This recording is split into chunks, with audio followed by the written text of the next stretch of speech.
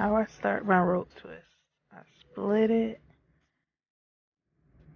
then roll it, and try to tuck the hair in. Then twist the hair like rolling it to the right on both sides. And then I twist to the left, but keep rolling as I'm twisting down. And keep trying to make sure that the hair is tucked in. So tuck it, roll it, twist it. Roll, twist, roll, twist, roll, twist, all the way down. Almost done. Then add some mousse, some oil, dip it.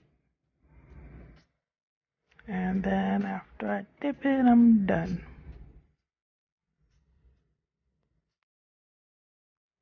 That's it.